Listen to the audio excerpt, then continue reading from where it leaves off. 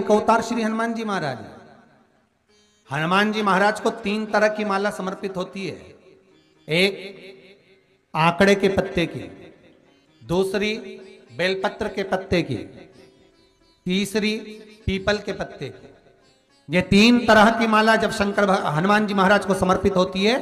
आंकड़े की माला, महाराज आंकड़े के पत्ते की जो माला होती है, ये माला कार्य की सिद्धि के लिए होती है। इसमें एक एक आंकड़े के पत्ते पर सीताराम लिखा जाता है। मात्र एक पत्ता ऐसा होता है जिस पत्ते पर सीताराम नहीं लिखा जाता। 108 पत्ते में से एक पत्ता, बस उस पत्ते को हथेली में रखकर उल्टा हाथ आपको रखना है और अपनी कामना कर कर उस पत्ते को बांध देना है। ये जरूरी नहीं है कि 25 के बाद बांधो, 50 के बाद बांधो या 100 के बाद बांधो, आपकी मर्जी पड़े। उस खाली पत्ते को कहीं पर भी बांध दीजिए और उस माला को अपनी कामना कर कर श्री हनुमान जी महाराज को समर्पित कर दीजिए। माला जब हनुमान जी को चढ़ जाए तब एक घी का और एक तेल का दिया हनुमान जी के सम्मुख में लंबी बाती का लगा देना है महाराज। एक घी का, एक तेल, और अपनी कामना कर कर आप आ जाइए। आपकी वो कामना 2.5 महीना या 3 महीना, इससे ज्यादा नहीं जाएगा, वो कामना बाबा पूरी करेगा। क्योंकि शिव और हनुमान ये सब एक ही स्वरूप है। अगर व्यक्ति के जीवन में बहुत भारी रोग हो गया है, बहुत ज्यादा कष्ट हो गया है, कैंसर जैसी बीमारी भी अगर उसको घेर ली है और किडनी लीवर सब बेकार हो गया, तो निवेदन है पीपल के पत्ते की माला बनवाओ, 108 पत्ते की, और हनुमान चालीसा का हर पत्ते पर स्मरण करिए महाराज। आप हनुमान चालीसा पढ़ते जाओ, माला में गांठ लगाते जाइए, और वो माला जो व्यक्ति कैंसर से पीड़ित है हाथ का स्पर्श कराइए और शंकर को चढ़ाइए। केवल अष्टमी तिथि के दिन ये माला समर्पित होना चाहिए, शुक्ल पक्ष की अष्टमी के दिन। आप 2 या 3 अष्टमी को कर कर देखिए, अपने आप दवाई लगना प्रारंभ होगी। कैंसर जैसा रोग भी धीरे धीरे समाप्ति पर आएगा महाराज। पर करना शुक्ल पक्ष की अष्टमी को ही महाराज। कोई बच्चा एग्जाम में बैठ रहा है, सीए की पढ़ाई कर रहा है, कोई बहुत बड़े एग्जाम में बैठा है, पास हो ही नहीं रहा, बहुत हार गया, बेलपत्र की माला चढ़ाई। पर बेलपत्र की जो माला है वो केवल प्रदोष पर चढ़ती है श्री हनुमान जी महाराज।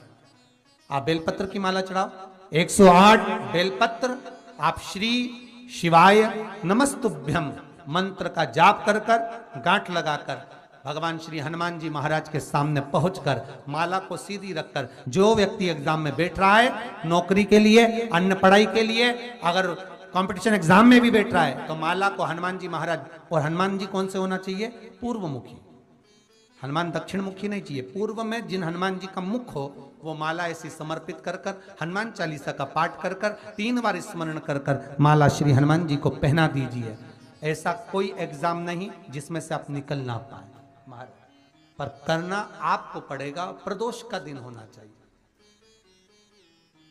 प्रदोष के दिन भगवान, और प्रयास जहां तक हो सके प्रदोष काल में अगर चढ़ाएंगे तो ज्यादा फलदायी रहेगा प्रदोष। और कई लोग तो ऐसे हैं उनको आज तक हनुमान चालीसा पढ़ना नहीं है, आज तक कोई चालीसा, चाहे गायत्री चालीसा हो, लक्ष्मी चालीसा हो, शिव चालीसा हो, पढ़ना ही नहीं आती, बस बैठ गए भगवान के सामने और पढ़ लिया आसन लगा के। नहीं नहीं नहीं, चालीसा पढ़ने का भी एक नियम है। अगर कोई लक्ष्य लेकर पढ़ रहे हो तो उसका एक नियम है। पूरी जिंदगी पढ़ते रहोगे तो भगवान की प्राप्ति नहीं है, पर लक्ष्य लेकर अगर पढ़ा है, आसन से जिस भगवान की चालीसा पढ़ रहे हो उसकी मूर्ति या उसका फोटो आपके सामने होना चाहिए। एक घी का दिया, अगर हनुमान चालीसा पढ़ रहे हो तो या तो घी का दिया जलाओ, वो भी गाय के घी का हो, भैंस के घी का मत जलाना। हनुमान जी कभी प्रकट नहीं होंगे भैंस के घी से।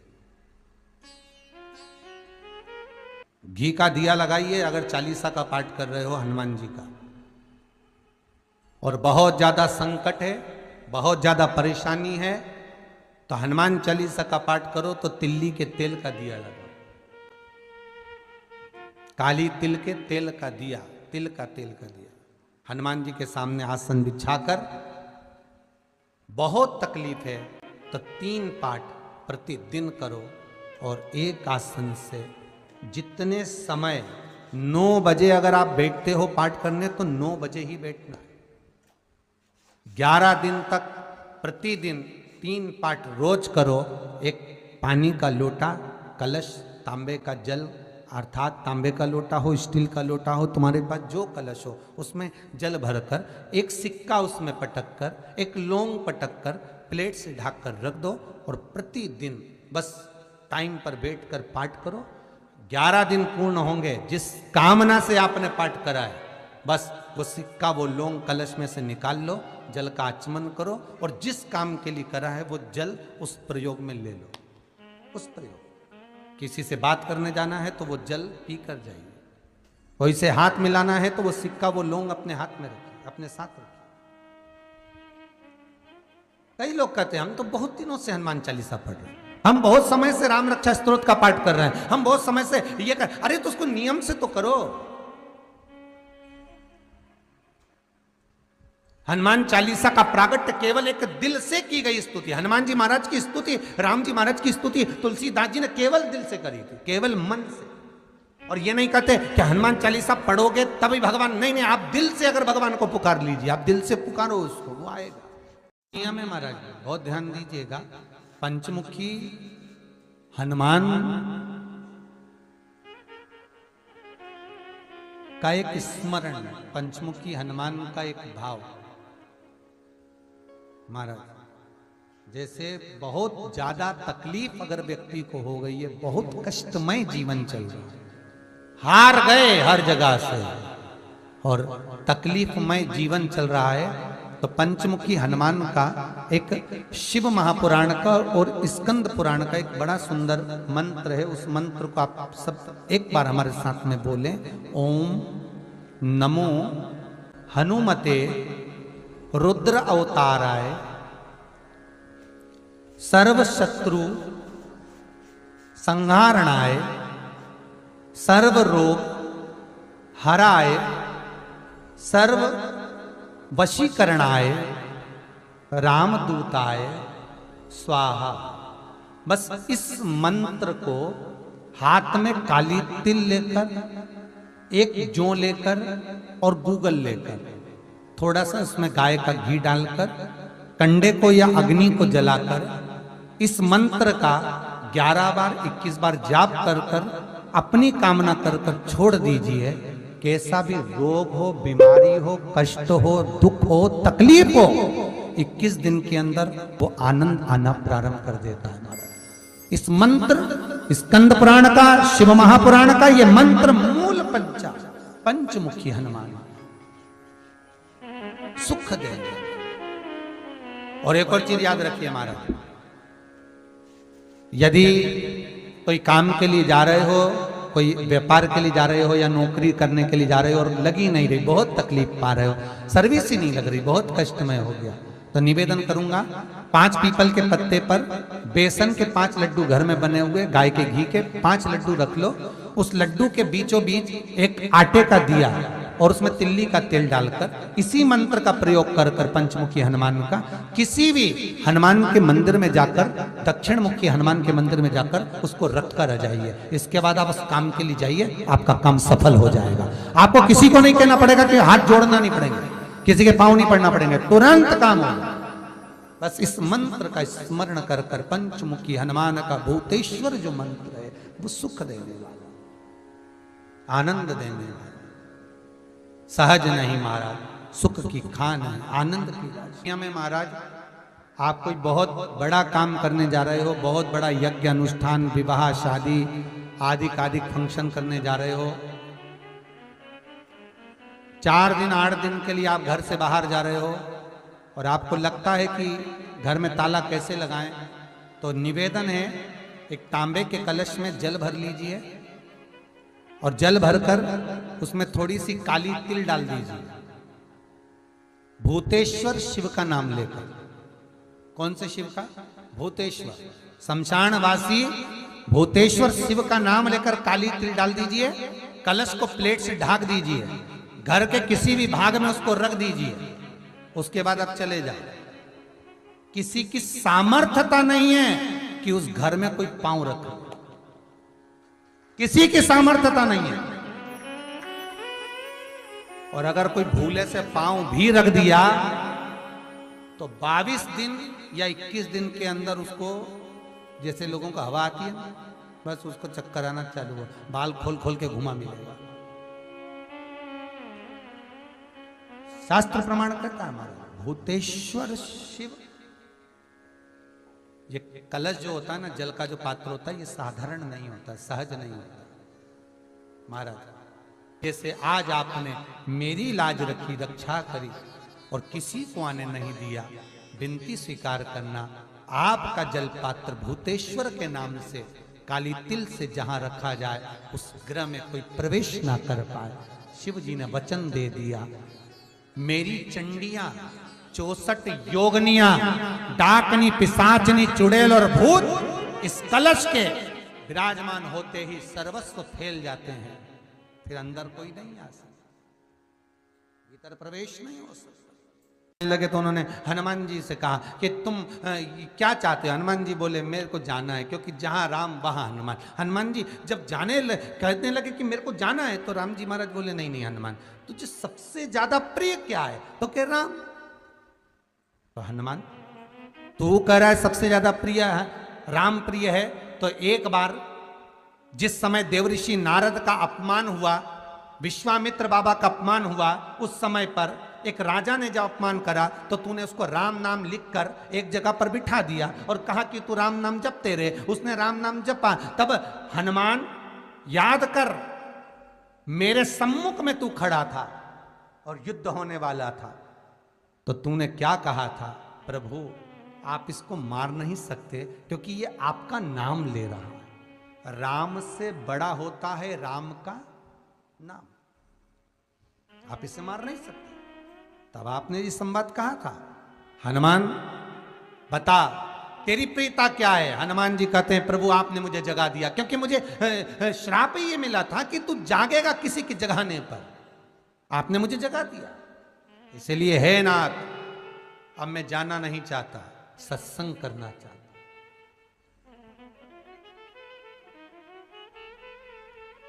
श्री राम जी का चरित्र है, अब मैं सत्संग करूंगा, भजन करूंगा, नाम जाप करूंगा। पर राम जी जानते हैं हनुमान से कहा, हनुमान मेरा जाने का समय आ गया, मुझे तो जाना पड़ेगा ना। सीता पृथ्वी में चली गई, मुझे भी जाना है। मैं सरयू के जल में अपने प्राणों को त्यागूंगा, मानव का शरीर है, इसको त्यागना तो पड़ेगा ना हनुमान। हनुमान जी बोले तो त्याग दो, त्यागने में क्या दिक्कत है, त्यागो आप तो। पर दिक्कत एक बहुत बड़ी है। तो राम जी ने जैसी कहा दिक्कत बहुत बड़ी है, तो हनुमान जी पूछे ऐसी कौन सी दिक्कत है? हनुमान जी के शब्द सुने तो राम जी बोले, जब जिस समय पर तुम सूर्य को निगल गए थे, इंद्र को क्रोध आया था और इंद्र ने तुम पर वज्र का जब प्रहार करा था, जब वज्र का प्रहार इंद्र ने करा, तब तुम्हारा नाम हनुमान हुआ। तब सारे देवी देवताओं ने तुम्हें वर प्रदान करा। उस जगह पर यमराज भी खड़ा था, तो यमराज ने तुम्हें वर दिया था कि जहां हनुमान होगा वहां यमराज नहीं होगा। अब दिक्कत यह है कि मुझे प्राण त्यागना है और तू मुझे 1 मिनट के लिए नहीं छोड़े, तो यमराज आएगा कैसे? दिक्कत वहां अड़ी पड़ी है।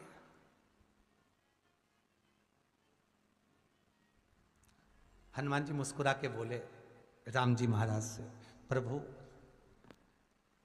मैं आपके बिना रह नहीं सकता। तो राम जी बोले मैं भी जानता हूं कि तू मेरे बिना नहीं रह सकता, पर एक काम तो कर सकता है ना। क्या? मैं अगर कोई काम बताऊंगा तो तू करेगा कि नहीं करेगा? हनुमान जी बोले आपका काम और मैं ना करूं, ऐसा कभी हुआ है? जरूर करूंगा। ठीक है। बस अब राम जी महाराज ने सोच लिया कि हनुमान को जाने से पहले काम पर लगाना। अब वो कौन सा काम था? बोलो रे भाई। हनुमान जी को कहां काम पर लगाया राम जी ने? किस जगह पर काम पर लगाया? अरे सभी ने रामचरितमानस सुनी है, खूब सुनी, जल्दी बताओ। राम जी महाराज ने प्राण त्यागते समय, सरयू जी में प्राणों को देते समय, राम जी ने हनुमान जी को किस काम में लगाया था? कि राम जी ने अपने हाथ की एक मुद्रिका जिस पे राम लिखा हुआ था, वो मुद्रिका एक अयोध्या की एक सरंग में जमीन में डाल दिया और हनुमान से कहा जा जरा ढूंढ के लेके आ, मैं अभी घूम कर आया। और हनुमान जी तलातल रसातल भूमि के नीचे पताल में चले गए उस मुद्रिका को ढूंढने के लिए जिस पे राम लिखा है।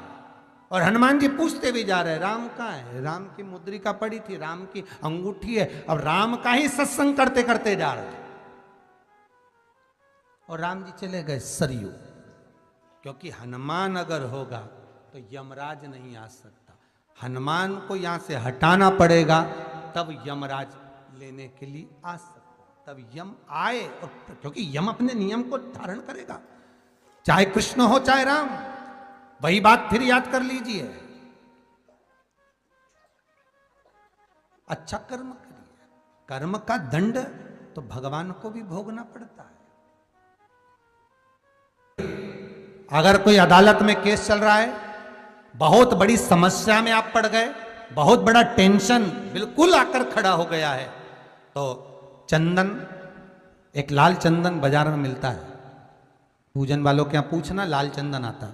वो लाल चंदन को घिस कर उसमें थोड़ा सा तिल्ली का तेल डालकर महाराज हाथ में चंदन को लेकर शिवलिंग पर लगाएं और बड़ के पेड़ के नीचे, बड़ के जड़ में जाकर बटकेश्वर महादेव का नाम लेकर उस चंदन को लगाएं। उसी चंदन का हाथ किसी रुमाल पर लगा लीजिए और उस रुमाल को जेब में रखकर कोई बहुत ज़्यादा दिक्कत और परेशानी है उस स्थान पर उसको लेकर बैठ जाइए। मन को भी शांति होगी, कार्य भी सफल होगा और सफलता प्राप्त होगी। बस तुमरुका जी का नाम का उसमें स्मरण करना है, कोई सहज नाम नहीं है। फिर निवेदन करूंगा, नारी अगर बच्चे को जन्म देती है और बच्चा 4 महीना 6 महीने तक गर्भ में रहता है, उसके बाद अवर्षण हो जाता है, तो एक नारियल पर, श्रीफल पर स्त्री के हाइट की मोली, मोली मतलब नाड़ा जो हाथ में बांधते हैं लच्छा, उसको नाप लीजिए और तुमरुका जी का नाम लेकर उस नारियल पर लपेट कर अपना नाम और गोत्र बोलकर शंकर जी के शिवलिंग के पास में जो जलाधारी होती है चारों तरफ शिवलिंग के पास में वहां रख दीजिए। शिव के शिवलिंग का स्पर्श करिए, एक बेलपत्र उठाकर मंदिर की चौखट पर खा लो तुमरुका जी का नाम लेकर। महाराज होने वाला जो बच्चा है वो पूर्ण होगा, बीच में अवर्षण नहीं होगा, बच्चा समाप्त नहीं होगा महाराज, और स्वस्थ उत्पन्न होगा। ये तुमरुका जी का नाम जीवन में सुख की अनुभूति कराने वाला है, आनंद की अनुभूति कराने, सहज नहीं है। शंकर का अनुमोदन, शिव का स्मरण, स्वयं शंकर और पार्वती भगवान आनंद के साथ में चलते। और कई ऐसी हैं जिन्होंने बांधी और तो नहीं हुई है, तो उसके लिए भी ध्यान रखिएगा। 18 साल हो जाएं, कई माताएं कहती है गुरुजी हमने सफेद आंकड़े की जड़ बांधी और मान लो संतान हुई, और कई ऐसी हैं जिन्होंने बांधी और तो नहीं हुई है, तो उसके लिए भी ध्यान रखिएगा। 18 साल हो जाएं, 17 साल हो जाएं, 10 साल हो जाएं, 12 साल हो जाएं और घर में बच्चा नहीं है, संतान नहीं है, तो प्रयास करना सफेद आंकड़े की जड़ को लेना, तुमरुका जी का नाम लेकर 21 बार शिवलिंग पे से घुमाना, रजस्वला धर्म के 7वें दिन कमर पर बांध लेना और उसी दिन से एक पीपल का पत्ता मंगवाना, शंकर भगवान पर चढ़वाना और पीपल के पत्ते को गौ माता के दूध में उसको उकलवाना। ठीक है, उकलवाकर ठंडा करवाकर पत्ते को बाहर ठंडा करने में डाल देना। दूध जब ठंडा हो जाए हथेली पर उस गिलास को रखना और भगवान शिव का तुमरुका जी का नाम लेकर उसको पीना चालू कर देना। लगभग 8 दिन 15 दिन उस दूध का पान कर कर फिर विश्राम करो। महाराज संतान की प्राप्ति अवश्य होगी, संतान अवश्य प्राप्त होगी। पीपल के वृक्ष में स्वयं मेरे भगवान शिव आनंद वास निवास करते हैं। बाबा भोलेनाथ स्वतः निवास कर रहे हैं। केवल एक पीपल के वृक्ष में कितना सुंदर लिखा पद्म पुराण में कि 52,000 ब्राह्मण का एक साथ निवास पीपल के वृक्ष में हो।